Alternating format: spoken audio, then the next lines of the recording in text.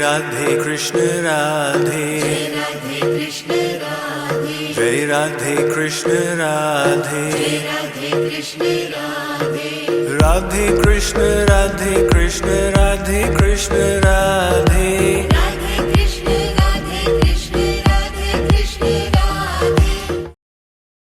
If you were to ask that insect that do you believe there are humans who have many such days and many years, the insect would also say impossible. So this is a completely different scale. Nevertheless, the point to grasp is that there is the soul and there is the supreme soul. Now let us see what he says about the Supreme Soul. Verse 18.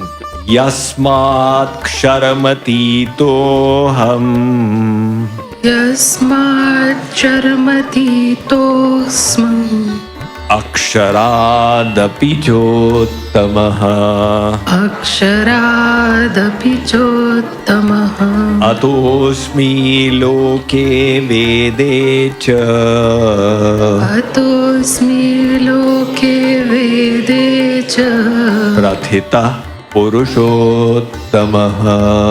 Prathita Purushottamaha. Translation.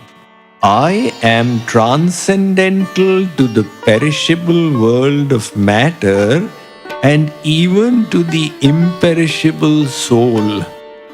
Hence, I am celebrated both in the Vedas and the Smritis as the Supreme Divine Personality. So, Sri Krishna revealed the glory of the soul. He talked about nature, and now he says that God is beyond both of these. So he says that he is celebrated as the Supreme Divine Personality. There is a story in the Bhagavad of Markandeya.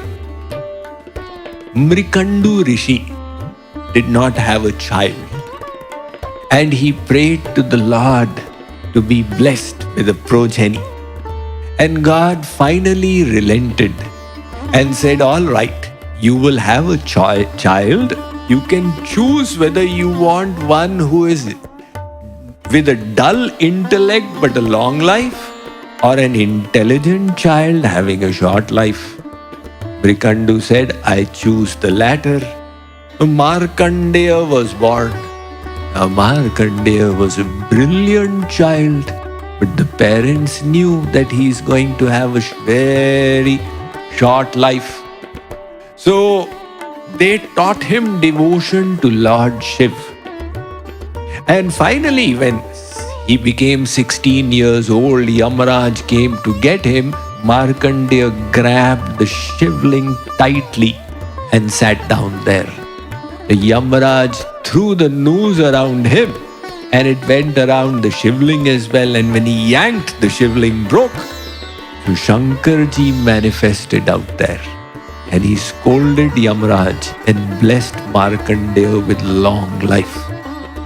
So Markandeya is one of the Chiranjeevis, one of the long-lived personalities of this world.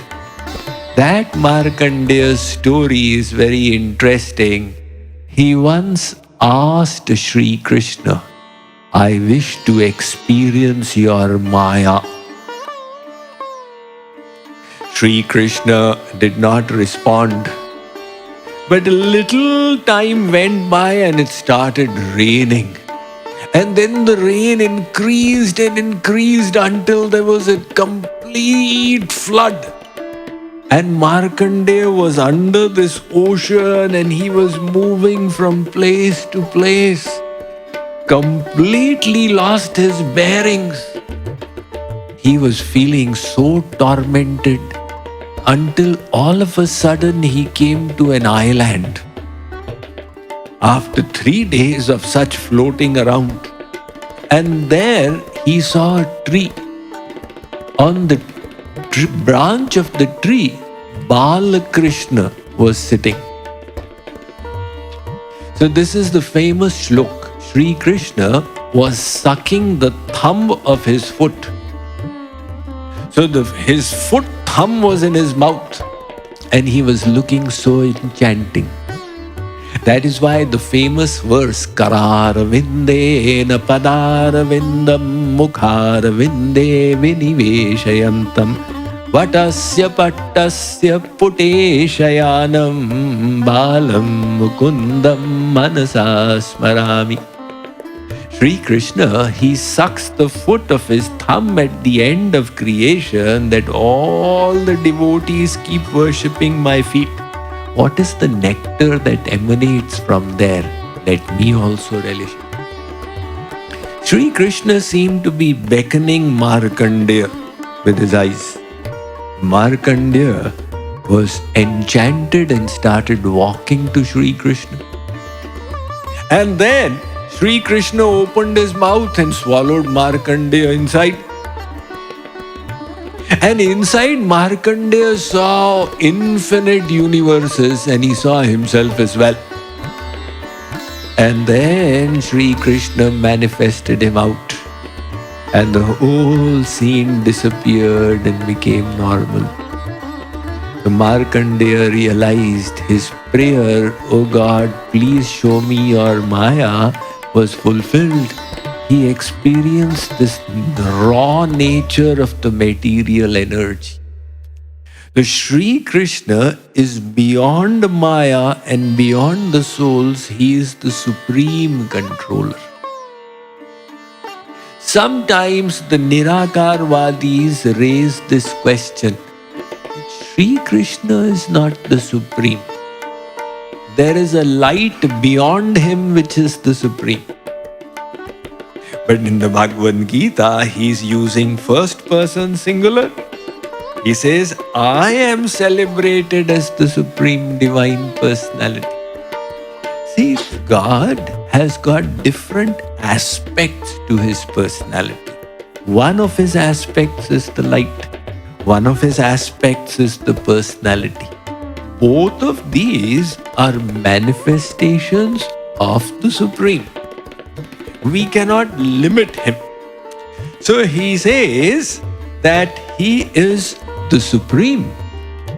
In the Gopal Tapaniya Upanishad, the question is asked, Kam paramo devaha kuto mrityur vibhayeti kasya jnanena akhilam sarvamidam vigyatam bhavati.